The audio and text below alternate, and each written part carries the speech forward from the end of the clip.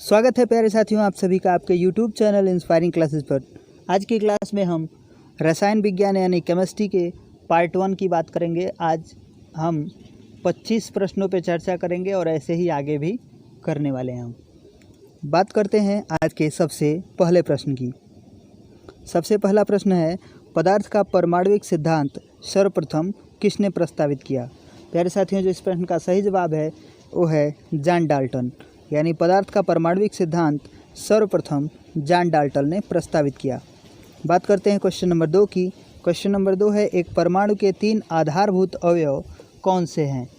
प्यारे साथियों, जो इस प्रश्न का सही जवाब है वो है प्रोटॉन, न्यूट्रॉन तथा इलेक्ट्रॉन। याद रखना है आपको कि एक परमाणु के जो 3 आधारभूत अवयव हैं वो हैं प्रोटॉन, न्यूट्रॉन तथा इलेक्ट्रॉन। प्यारे साथियों, अब हम बात करते हैं प्रश्न नंबर 3 की। द्रव्यमान संख्या किसका योग है? सही जवाब है इसका प्यारे साथियों प्रोटॉन और न्यूट्रॉन। अर्थात द्रव्यमान संख्या जो होता है, मास नंबर जिसे आप इंग्लिश में कहते हैं, वो प्रोटॉन और न्यूट्रॉन का योग होता है। बात करते हैं प्रश्न नंबर 4 की।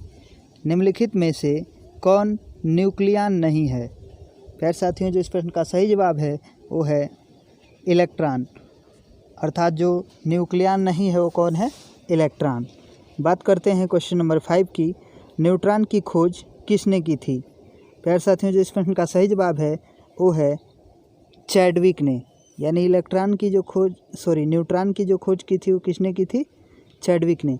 साथ ही साथ मैं आपको ये भी बता देता हूँ कि इलेक्ट्रॉन और प्रोटॉन की खोज किसने की। इसको एक ट्रिक से याद कर लीजिए आप। ट्रिक है ईंटा पर नचय। याद रख लेना है आपको। इलेक्ट्रॉन की खोज जो करी थी वो थॉमसन ने, यानी जे थॉमसन बोलते हैं। प्रोटॉन की रदरफोर्ड ने, और साथ ही साथ न्यूट्रॉन की आपको अभी हमने बता ही दिया चैडविक ने। प्यारे साथियों, इसको याद रख लीजिएगा। बहुत ही शानदार सा ट्रिक है कि अगर आपसे कोई पूछे कि इलेक्ट्रॉन की खोज किसने की तो आप बोल सकते हैं जे थॉमसन, और प्रोटॉन की खोज किसने की तो आप बोल सकते हैं रदरफोर्ड, और साथ ही साथ आप ये बता सकते हैं कि न्यूट्रॉन की खोज चैडविक ने की थी। अब हम बात करते हैं नेक्स्ट प्रश्न की। नेक्स्ट प्रश्न है हमारा प्रश्न नंबर 6। एक कण बोसान जो नाम है उसका संबंध बताना आपको किससे है? सही जवाब है इसका प्यारे साथियों एस.एन. बोस से। यानी कण बोसान नाम का जो संबंध है वो एस.एन. बोस से है। अब हम बात करते हैं प्रश्न नंबर 7 की। निम्नलिखित में से कौन सा कथन सही है? प्यारे साथियों, पहला ऑप्शन है, एक परमाणु के नाभिक में इलेक्ट्रॉन विद्यमान रहते हैं। केवल इलेक्ट्रॉन बता रहा है कि परमाणु के नाभिक में विद्यमान रहते हैं। दूसरा है, परमाणु के नाभिक में इलेक्ट्रॉन और प्रोटॉन दोनों विद्यमान रहते हैं। सी दिया है आपका कि एक परमाणु के नाभिक में केवल न्यूट्रॉन विद्यमान रहते हैं। फिर डी दिया है, एक परमाणु के नाभिक में प्रोटॉन और न्यूट्रॉन दोनों विद्यमान रहते हैं। इस प्रश्न का जो सही जवाब है वो है ऑप्शन नंबर डी। यानी एक परमाणु के नाभिक में प्रोटॉन और न्यूट्रॉन दोनों विद्यमान रहते हैं। ध्यान रखना है। अब हम बात करते हैं क्वेश्चन नंबर 8 की कि निम्नलिखित में से कौन सा एक सही नहीं है? ऑप्शन है ए, विभिन्न तत्वों के परमाणु की द्रव्यमान संख्याएं समान हो सकती हैं। फिर कह रहा है कि किसी तत्व के परमाणु की द्रव्यमान संख्याएं भिन्न भिन्न हो सकती हैं। सी कह रहा है किसी तत्व के परमाणु में प्रोटॉनों की संख्या समान होती है। और डी है किसी तत्व के सभी परमाणु में न्यूट्रॉनों की संख्या सदैव समान होगी। सही जवाब है इसका ऑप्शन नंबर डी। यानी किसी तत्व के सभी परमाणुओं में न्यूट्रॉनों की संख्या सदैव क्या होती है?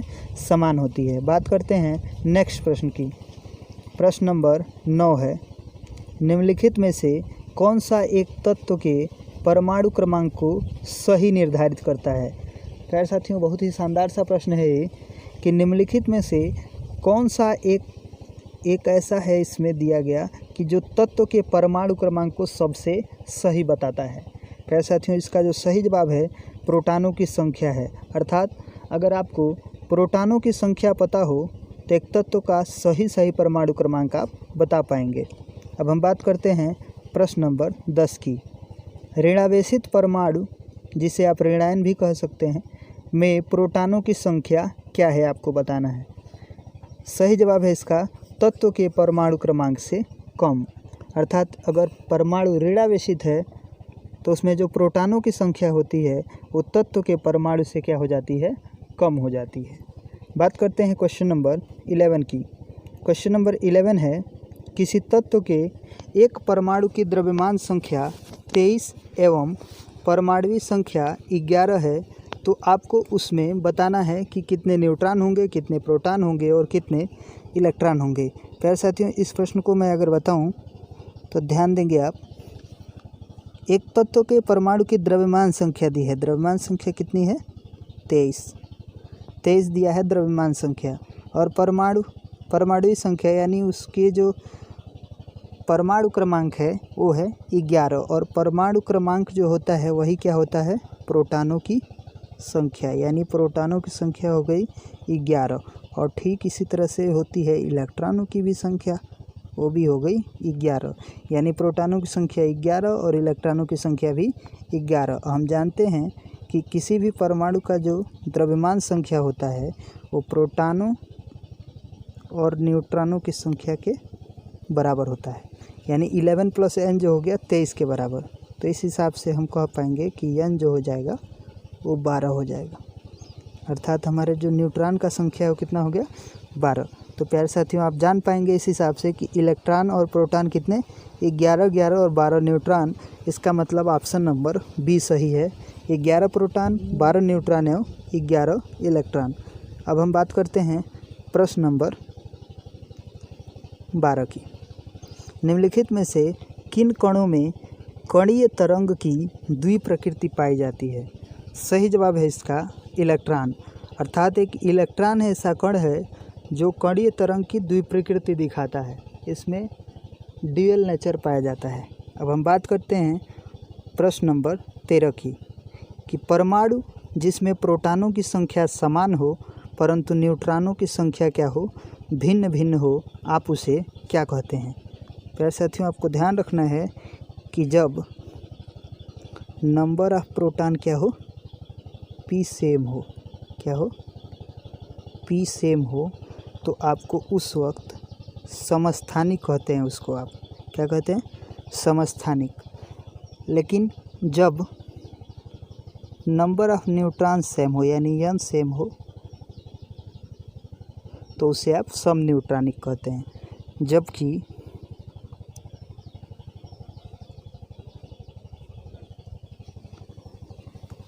अगर एटॉमिक वेट यानी परमाणु द्रव्यमान संख्या की बात कर लें, अगर यानी द्रव्यमान संख्या यदि सेम हो गया तब आप उसे समभारिक कहते हैं।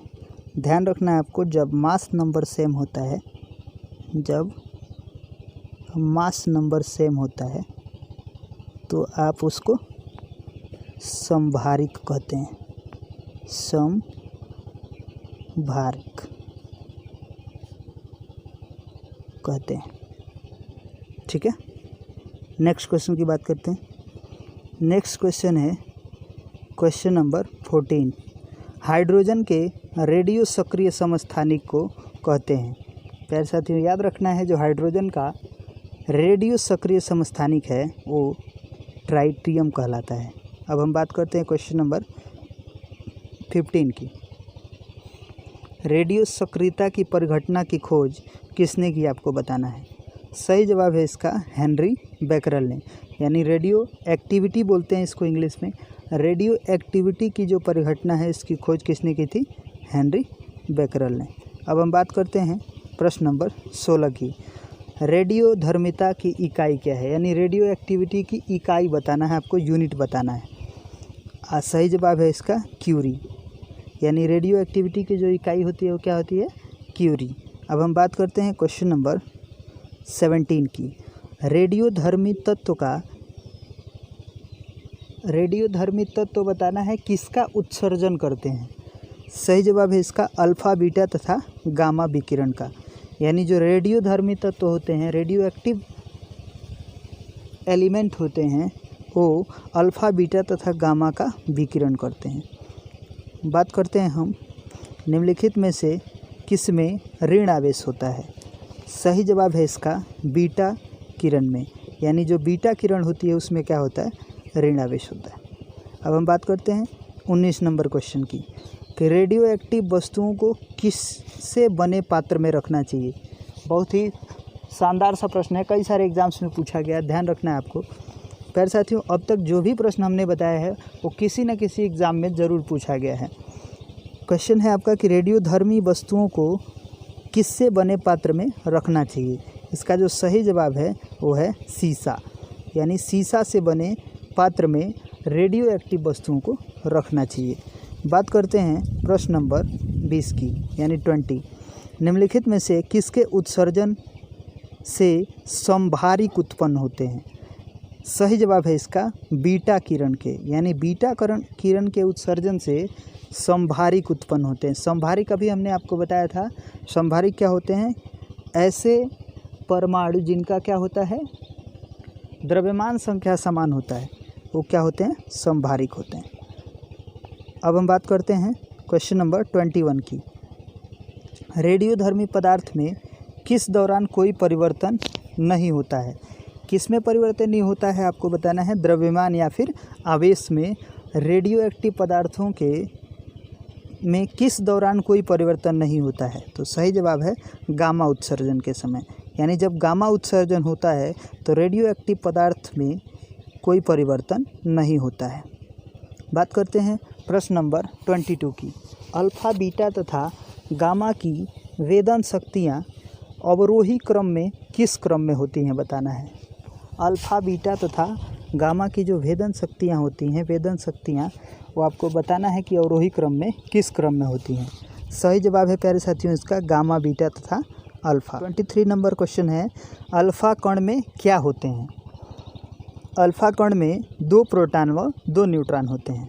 ध्यान रखना है, अल्फा कण को अगर लिखना होता है तो आप इसको ऐसे लिखते हैं 2He4, यानी जो 2 होता है ये वाला, इसमें प्रोटॉन की संख्या और जो ये द्रव्यमान संख्या होता है 2 अब प्लस न्यूट्रॉन, यानी 2 जो होता है इसमें प्रोटॉन और जो न्यूट्रॉन बच गया वो भी कितना हुआ? 2, यानी 2 न्यूट्रॉन भी इसमें हो जाता है, यानी अल्फा कण में 2 प्रोटॉन और 2 न्यूट्रॉन होते हैं। नेक्स्ट बात करते हैं 24 नंबर की। निम्नलिखित में से कौन एक रेडियो सक्रिय तत्व है? सही जवाब है इसका प्लूटोनियम। प्लूटोनियम जो है एक रेडियो एक्टिव तत्व है, रेडियो एक्टिव एलिमेंट प्लूटोनियम है। अब हम बात करेंगे आज के आखिरी प्रश्न की, यानी प्रश्न नंबर 25 की। कार्बन डेटिंग निम्न की आयु निर्धारण में प्रयुक्त होती है। जो कार्बन डेटिंग होता है उसका प्रयोग हम जीवाश्म के आयु निर्धारण में करते हैं। प्यारे साथियों, आज का हमारा क्लास यहीं समाप्त होता है। आगे हम कुछ यहाँ पे आपको इंस्पायरिंग क्लासेस से कनेक्ट होने के बहुत सारे मेथड हैं, आप इनमें से जो चाहें यूज कर सकते हैं। अगर आप चाहते हैं हमारे ऑफिशियल यूट्यूब चैनल पे आना तो ऐसे आ सकते हैं। इंस्पायरिंग क्लासेस का जो एक टेक्निकल यूट्यूब चैनल भी है उसको भी आप सब्सक्राइब कर सकते हैं। वहाँ पे हम आपको बहुत सारे वीडियोस प्रोवाइड करने वाले हैं जल्द ही। आपको वहाँ पे यूट्यूब पे अगर आना हो, मान लीजिए आप पहली बार आना चाहते हैं, यूट्यूब पे कुछ नहीं जानते हैं, तो आपको वहाँ बहुत सारी जानकारियाँ मिलने वाली है। हमारा टेलीग्राम चैनल ज्वाइन कर लीजिए, इस पर आपको PDF मिल जाएगा, जो भी पढ़ाया जाता है उसका PDF क्लास के तुरंत बाद वहाँ पे मिल जाता है आपको। इंस्टाग्राम पे आप ज्वाइन कर सकते हैं हमें, ट्विटर या फिर व्हाट्सएप पे भी ज्वाइन कर सकते हैं। तो आज की क्लास यहीं समाप्त करते हैं प्यारे साथियों। जय हिंद, जय भारत।